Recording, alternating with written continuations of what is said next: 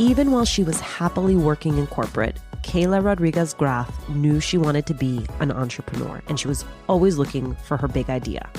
So when her brother Isaac, a biomedical tissue engineer, told Kayla about a technology he was studying that could help heal wounds, it was all systems go. This is a really practical conversation about how to assess a product's viability, how to pivot when new information emerges, and how to build a life while you build a business.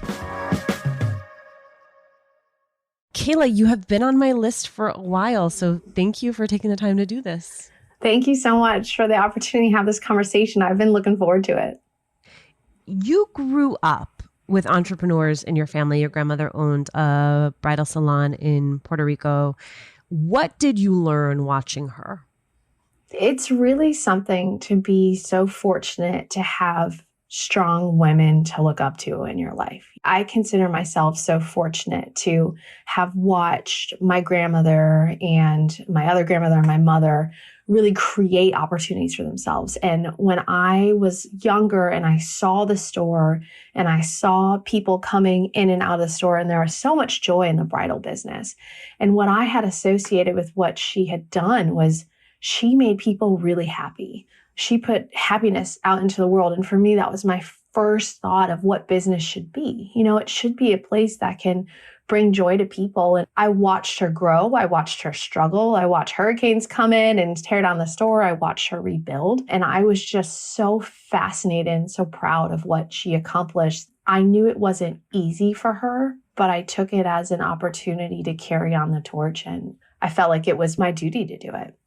And like a lot of entrepreneurs, entrepreneurship wasn't the first thing that you tried straight out of college. So talk to me a little bit about those early years, 6 years doing customer experience and operations strategy at Target. Why start there?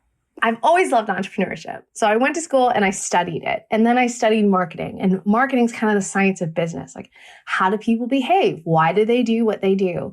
And when I thought about, okay, I want to start my own company, I just never had that idea. You don't come up with $1 billion idea in a moment. You have an idea like a baby idea that requires fostering and nurturing that's going to get you to that $1 billion. I'm glad that I didn't try to just start something in that moment.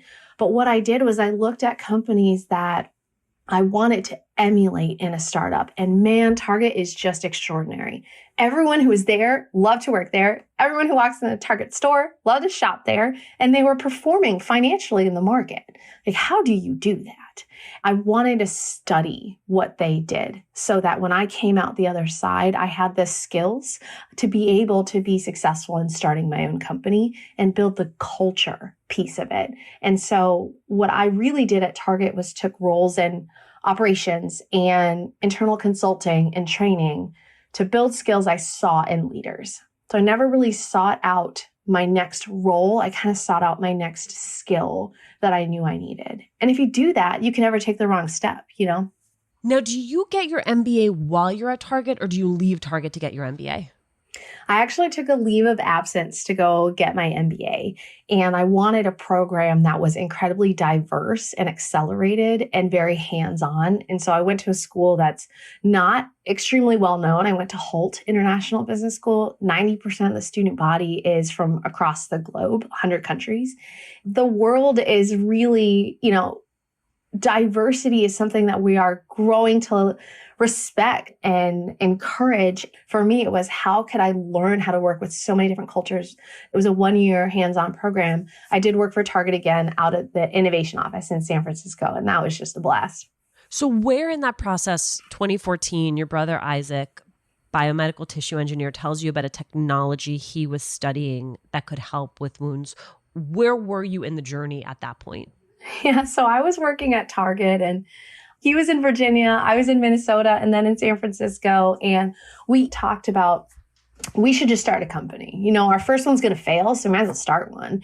And Isaac said, actually, I really do have an idea. I've been working on this for 3 years. It came out of a clinical need to have a better product, and you think it could be something. Originally using it on gums, right? To help. Yeah. So the original need was, in dentistry, when you have a tooth pulled and you want an implant, you have to have something there to put the implant in. And so you've got to build up bone and you have to build back your gums, which is crazy. It's very Harry Potter. He created this product that helps protect the bone growing and allow the gums to go over top. And the eureka moment was, honey has been used since the Egyptians. And this specific honey, Manuka honey, has been used for decades in medical devices in the medicine space. And the problem with it is it's messy and it's short term and it can only be topical. So how can you take these amazing benefits? It's known to fight bacteria. It's known to fight inflammation. It's known to supercharge the body into action and rebuild. How can you make it longer lasting, non-sticky, like more usable, and potentially implant it? And that's what he spent 3 years doing, was building a solid sheet that is usable, not sticky, and long-term. And we asked a couple of questions. Like, you should ask these questions. I would recommend anytime you want to think about starting a company, which is, does somebody want it? Are you solving a big problem that a lot of people feel and somebody wants it? Is someone willing to pay for it? And then the next question is, can you make it for less than you can sell it? Can you actually make this product and make a profit on it so that you can sustain your business? And when you have kind of these core questions answered, I'd underline it with, can I protect this, right? So it's like, wow, I'm solving a really big problem. A lot of people feel it. They're willing to pay for it, and I can make it. Okay, what's going to stop somebody else from coming in and doing this too? And that's what you really have to kick into gears. Like, okay, some people use patents, some people use speed. There's a couple ways that you can think about that protection, but that's where we started. How can we answer some of these core questions?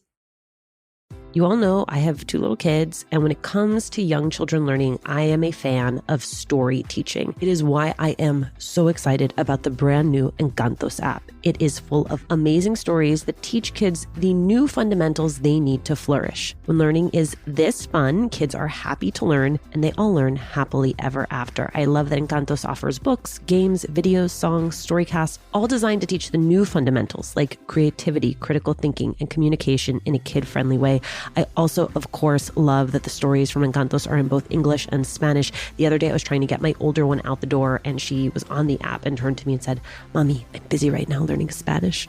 Their new app is the first of its kind. It fuses enchanting stories from diverse creators with education to inspire a lifelong love of learning for kids ages 0 to 8. Right now, I have a special offer for you. You can get 3 additional months free when you sign up for an annual subscription. So just go to encantosworld.com and use the code LATINA when you subscribe. Do not wait. That is Encantos, ENCANTOS world.com, and use the code LATINA. Woke AF Daily brings you a healthy dose of wokeness 5 days a week, every single week. Danielle Moody has made it her mission to get you woke and keep you woke with her always unfiltered thoughts on American news and culture from her intersectional perspective as a Black queer woman. Every week, Danielle speaks with guests from the worlds of politics, activism, art, and wellness. Guests like Molly Jong Fast, Maya Wiley, and then some up-and-coming creators and wellness gurus, including her own mom. You can check out Woke AF Daily on Patreon at patreon.com/wokeaf. Hear a free preview on Apple Podcasts or wherever you get your podcasts. It strikes me that we've spoken on Latina to Latina with a lot of entrepreneurs, but most of those entrepreneurs have been in the beauty space or the product space in a non-medical capacity. And part of what makes your work so different is there are actually just a lot more regulation and a lot more hoops you need to jump through in order to bring a product to market. Did you understand that going in, and what has the path been to get something? When you say, for example, that the products are FDA cleared, is being FDA cleared the same as being FDA approved? And how long does a process like that really take?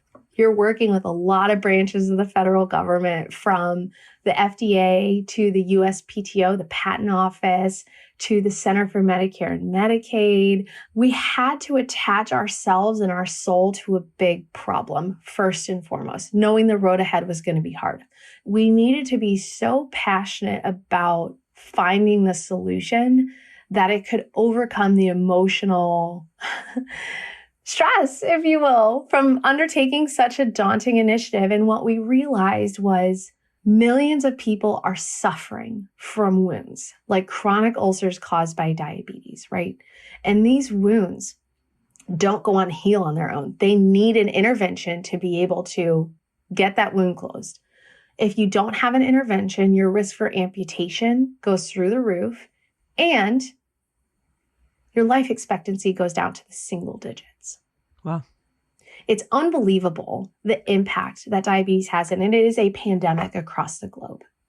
What really hit home was when we saw the statistics on the Latino community. They're the group that is the most impacted by diabetes and hit the hardest. And that right there, no matter what lies ahead, if we have an opportunity to provide a solution that's going to create a healthier tomorrow for our community, that is going to bring us passion. It's going to keep us in the fight. The second part that keeps us in the fight is there was no one like us when we started this company. I just didn't see them, right? I didn't see Latino women. I didn't see pregnant women pitching. I didn't see a brother-sister team that kind of looked at startups in a different way. And we really wanted to be this example, to be a light, to be visible so that people could see it too. And so those two pieces of the culture of Sweet Bio allowed us to endure the very long FDA clearance path. So clearance is for devices. Approval is a much longer process. It's for more complicated products that are solving like drugs, etc. So what was the closest you came to walking away from this? Oh my gosh. Well, we started in dentistry and we got feedback from the FDA. They'd never seen a product with honey in it before. They're like, honey on your teeth? Help me. Walk me through your logic, Sweet Bio. And in that moment, when we realized that wasn't going to be a viable path, we didn't have the funding to overcome the barriers of evidence to prove, right? We couldn't do those tests. That was a moment where I remember I sat down and I cried for a couple hours thinking like, are we done? Is this it? Like, it's been a wild ride. And this has happened multiple times, mostly driven by federal regulation hurdles where we've just come up and hit a wall. And I just had this feeling, it's like, we're not done. We could do hard things. If there's one thing that is a product of Sweet Bio, not our actual product, is the fact that we persevere. And we don't do so blindly. We do so educated. We created a summit where we all came together. We called it the Phoenix Summit, of how we were going to rise from the ashes. And we charted the path forward. And a year later, we were FDA cleared in wound. It's been we believe this technology should be out there. We're not crazy. Doctors have confirmed, patients have confirmed, hospitals confirmed they want it. When you were going into funding meetings and you were giving the pitch, what was the pushback you were receiving most often? I don't think I was taken very seriously for a couple reasons. We looked young. My brother did not look like he had a PhD. I didn't look like I had years of experience in corporate. And we were brother-sister. People asked if this was a family business. Nobody would have questions if we were brothers, okay? Like, you want to talk about that? I'm happy to unpack that situation. That combination of like, we kind of look young. The life sciences space is typically very seasoned and experienced. We were this brother-sister team. And so the pushback was like, you guys are so cute. Oh my gosh, Sweet Bio, what a fun name. Like, good luck with that. But in life science, a lot of the feedback we got was, you may not know what you're getting yourselves into. But we were fortunate. We were part of an accelerator program that created that first set of credibility. And being a startup and joining an accelerator, that's just a home run, because they're going to have you answer hard questions that if you can't answer them, you should rethink your idea a little bit. We got 2 VCs out of that, Innova Memphis and MB Ventures, that have a track record of helping and supporting small companies and investing in large ones. And we leveraged that in the community of Memphis to attract just incredible angels. And then now all the way to attracting Apple through Vamos Ventures. It's so wild to me how across industry, we've done different series on getting unstuck, on getting yourself focused for the new year. This question of what are you uniquely good at, everything comes back to that. That it's, you can't be first in class, you can't be first in market unless you understand what that specific strategic advantage is. And I'll tell you, one of the really neat things, and I think when we start companies, and for anyone who's interested in starting a company, a lot of times we focus on what the product is, right? Not what the problem is, what the product is. And we ask that question, what are we uniquely good at? What do we uniquely bring to humanity? Like, what do we bring to the table? And the truth is, it is the benefit of our material. It's not the product, it's the benefit of the material. So you know what that created? We realized in that moment that we can coat other products. So we have a standalone product that delivers these wonderful benefits, but imagine adding those benefits to something else, right? That is a whole different ballgame. It's a whole different business model. And it is a way we can add value that we had never imagined. So talk to me about why you're in Memphis. Yeah. So I was in San Francisco before this, and, we were fortunate to get accepted into a couple amazing accelerators. Wait, time out. I'm sorry. I realized, where'd you grow up? Just a little jet setter. So my family is from Puerto Rico, from a small town called Guayanilla in the Southwest. And my entire family, like both sides from there. And my family grew up in New Jersey, New York, Bronx area, and Perth Amboy. And my parents... Yeah, Perth. I'm a Jersey person. I'm in Jersey right now. So just... if you drive down the street and you see just this Puerto Rican bandera, like a massive one hanging, that's my grandma's house. And so my parents, they moved to Virginia. My father got a job down in the DC area. And so they moved to Virginia, and that's where my brother and I were born. So we were born and raised in Virginia, Fredericksburg. Thank you. Because I'm like listening to you and I'm like, that's not a New Jersey. It's definitely not a New Jersey accent. Well, and what's funny is, I spent up till 18 there, and I decided to go to the University of Minnesota. So then sometimes you'll hear the "Yeah, you betcha," and I'm probably the only, one of the only Puerto Ricans that will have that come out. And then almost a decade, then out in San Francisco for a few years. And then, hardest decision I think I had to make in my life was, are we going to stay in San Francisco where I knew we could be successful as a company?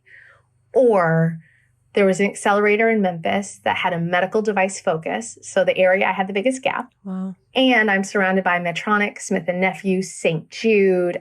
All these huge companies. And I could buy a house, get married, start a family. I could live a life. So I knew San Francisco may be the best place for my company, but Memphis was the best place for my life. And that to me is something that I don't feel like we talk about enough, that we have the opportunity to not just, have it all, but you can choose to be able to lift up both sides of your life. And so, I have a 4-year-old and a 1.5-year-old, and they're amazing. And I have an amazing husband, and we have a backyard. We really wanted to go to a city that was entrepreneurial itself, that had everything from the startup world figured out yet and was going to do it their way. And we embodied that like grit and grind culture of Memphis while we get to live our lives. So, it was an incredibly difficult choice, but I wouldn't change a second of what we've done and the life and the company that we've got to build here, I love that so much. And I agree that we don't talk about that enough. And I actually think that a lot of our guests sort of uniquely have built things in places you wouldn't expect, like the Rio Grande Valley, like Memphis. So you've said if 90% of people think your idea is a good one, you're already too late. I might need to put that on my wall, because sometimes when you're so excited about an idea and you're pitching people on it, the resistance to sort of reframe it as you're early to the game, you're ahead of the curve, is a really helpful framework. It is so helpful. And it took me a while to really understand that. At the beginning, I was so upset when people were turning us down. So the statistics are not in our favor to raise money, right? Just being Latino, Latina, being, a woman. It's just the statistics are already not in my favor. So I expected resistance and dissonance when raising money, but I didn't expect all the no's. There was a lot of no's, and I took them so hard. It's just like, and then I looked at my brother and he was like, I don't know why this bothers you so much. It's just, they don't get it yet. And I'm like, excuse me? And he's like, they just don't get it yet. And that's fine. I'm like, how is this so easy for you? Like, I'm pissed over here. You know what I mean? And the truth is, when you are onto something game changing, the majority of people aren't going to get it. That's just the truth. So you have to seek out the few people that will. And, there's plenty of resources out there. If you're in a city, guarantee you there's an entrepreneurial hub of like-minded people that are going to get it. But the truth is, when you get a no, or when you get a like, you're really gonna do that? You're gonna quit your job and you're gonna do that? That's what you've decided? They don't get it yet. Now you have to make sure that you're, there's a fine line between like genius and crazy. And I think there are people out there that can like help find that middle ground. But the truth is, if you're solving a big problem, huge problem that a lot of people feel, and they're willing to pay for it, you are not crazy. You're just surrounded by some people that don't get it yet. And they shouldn't. If everybody gets it, somebody's doing it. So think about it from a next level perspective. I love your entire vibe, Kayla. I want to just be your intern and sit next to you in your office and soak up some of that energy. What did I miss? I don't think that we say this enough to each other. You are going to do incredible things. We have to speak positivity into this and the next generation, that they're capable of doing extraordinary things. And we need to play a role in removing barriers to make that happen. So for anyone listening, if you don't know the next step that you need to take, just take a step forward. Don't let anyone stop you from pursuing your dreams, and just put one step in front of the other. Use your mind, use your soul, and amazing things will happen. I could have never imagined that Apple would be highlighting this work. I mean, it is a dream come true as I waited in line for the first iPhone to come out.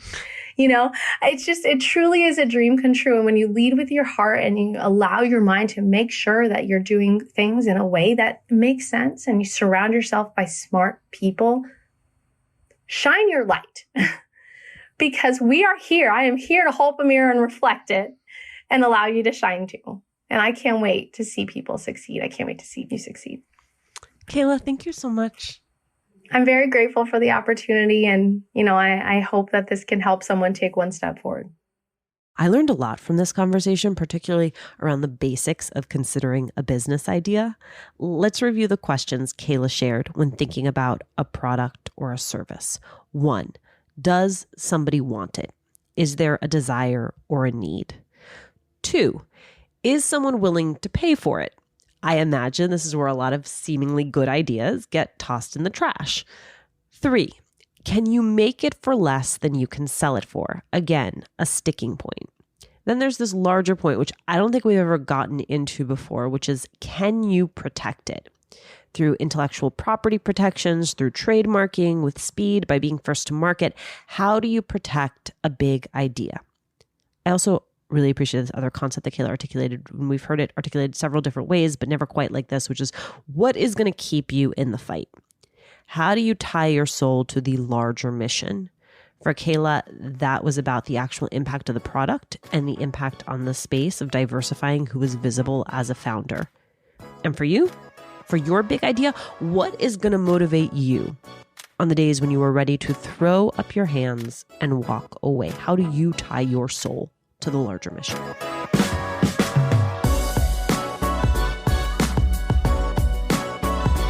Hey, thank you so much for listening. Latina to Latina is executive produced and owned by Juleka Lantigua and me, Alicia Menendez. Sarah McClure is our senior producer. Our lead producer is Cedric Wilson. Kojin Tashiro is our associate sound designer. Stephen Colon mixed this episode. Jimmy Gutierrez is our managing editor.